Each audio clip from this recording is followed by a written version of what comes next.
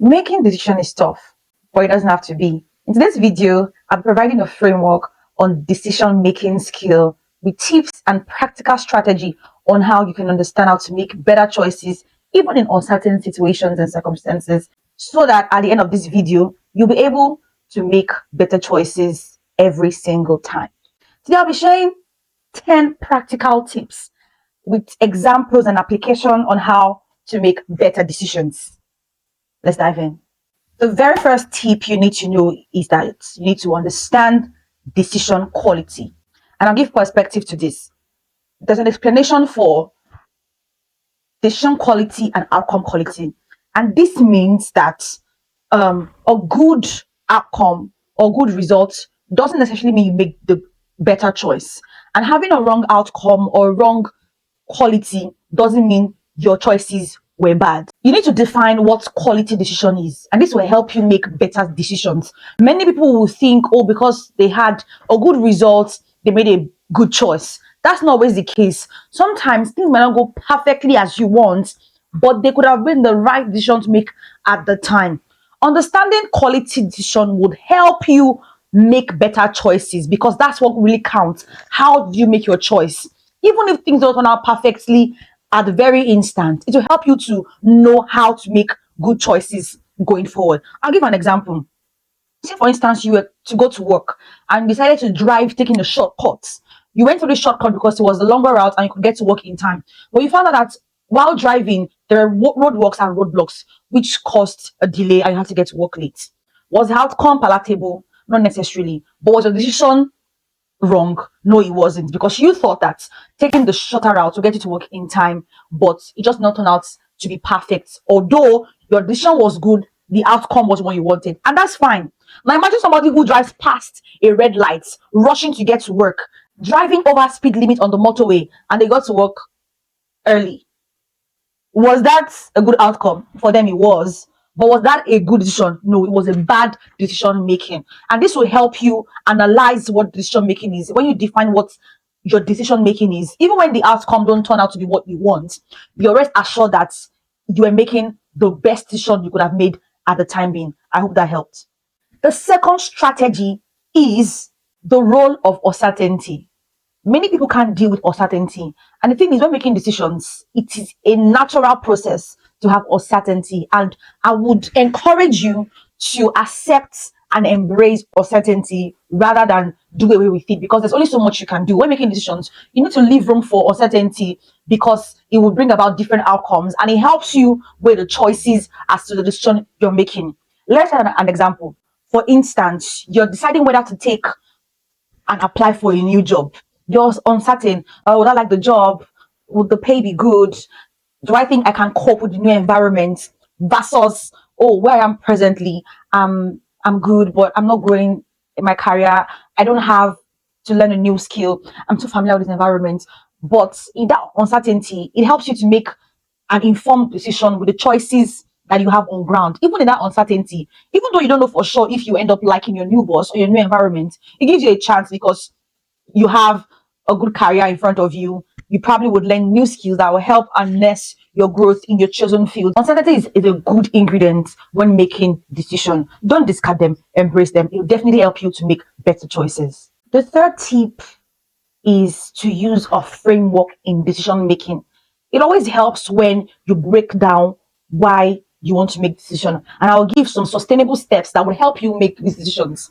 The first thing is to define the decision. The second is to identify the options. The third is to evaluate the possible outcome. And the fourth will be to consider the consequences, whether good or bad. I'll give you an example. We'll be looking at the same job example I've been using in the past two tips given. You want to take a new job, right? First of all, you're defining your decision. Now you're deciding whether you want to take a new job or not. So when you define what you want to stay in your current job, or do you want to go forward and get the new offer? The second thing to do is to identify your options. Okay, I have a new job currently. Is it meeting my needs? Am I being sustained by this job? The new job, will it give me a higher pay? Would I be able to connect with people of different class? Would I be able to learn a new skill? You're weighing the options you have, and by doing that, it helps you make an informed decision. The third thing is to consider and evaluate the potential outcomes. You get a new job, what do you stand to get? A new boss, a brilliant team whom you get to work with, a higher pay versus where you are presently. You already know people, you already know the people you're working with. Do you want to leave that environment? Do you want to move ahead? Is what you have now good with you, which can be a good thing. Do not discard just because you think a new job might give you a higher pay. Do the job you have presently meet the standards you've set for yourself? It will help you to make decisions when it comes to evaluating what the possible outcome might be. And the last thing is to consider the consequence in your decision making. Your new job, as good as a new job can be, it might mean having to travel miles to a new location, probably get a new place, get to meet new people. Can you adapt to a new environment, which will mean a new environment, a new job, a new boss, compared to where you are presently, where you probably have been used to for the last 10 years? You know everybody, everyone knows you, and you seem to be doing very well. Consider the consequence. If you need to change your job, whatever you feel at the time would make a good choice for you, even if you might not like it at that particular time, make that decision. Your feelings will catch up. Everything you want at the end of the day will catch up in the process, because you're making a decision that speaks to what your values are, to what your goals are. So making that informed decision, using that framework, will help you to identify what your options are, to define your decision, consider the consequences involved, and evaluate the possible outcome. They're definitely ingredients that will help you make informed decision. The fourth strategy, and a very important tip, is to know how to gather information that helps your decision making. It's very crucial to gather as much information when making decisions. You don't want to go in blindly.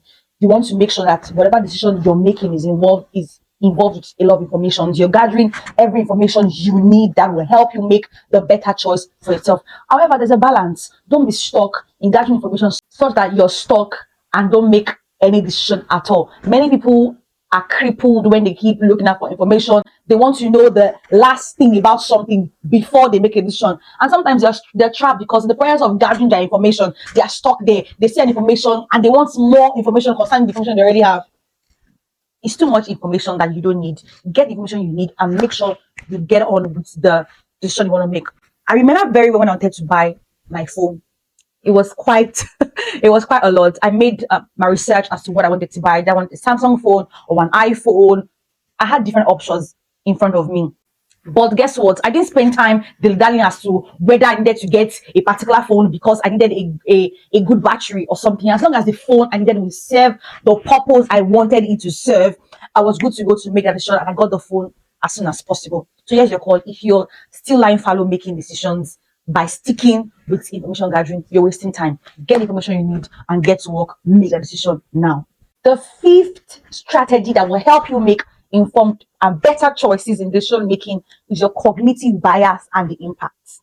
The thing is, your thinking pattern would in most time come into play when making decisions, and this can long run mar your decision making. You should be able to spot the habits that can deter you from making better choices, such that your beliefs and your values, as good as they are, do not negatively affect your decision making. I'll give an example. Say, for instance, you love cars, you love a Mercedes-Benz car, and just because you love Mercedes-Benz car, you would ever buy that Mercedes-Benz. You never look at the cons. What if the reviews now are worse than they used to be? What if they're not making cars as quality as they would make in the last years? But because you already have a bias, can you see that it is impacting your decision such that you don't hear the negative review? And the thing about it is that once you make a decision to buy that car and you find out that, oh, the car you bought is not serving you as you think it should have served you, you have regrets. And this is why you need to spot this habit that comes as patterns when you want to make your decisions. Do not allow your beliefs or your biases about a particular thing influence your decision such that you cannot be flexible in decision making. Make sure that your biases do not come into play, and that might hinder or affect a proper decision making. The last tip I've given is reflection and impact. Nothing does good when it comes to decision making like reflection and impact. Take a score, take a step back, look at your past decisions, look at the patterns that have been involved in your decision making, look at how it had affected your choices and the outcome that it brought. Check what was working and what is currently not working. Imbibe new strategies. You can use the framework I mentioned earlier. Define the decision, look out the consequences, make sure you put in place the strategies that will help make better choices. Discard things that don't help your decision making, because if it's not serving you, it is not useful. Discard those things that would hinder better decision making, and only hinge on things that will propel you to make better choices. It might seem hard, but when you're flexible in reflecting and introducing new patterns in making your decisions, it'll help you make better choices in the long run. I hope you make use of these tools and make good choices. I'll leave you in gratitude and not in regrets.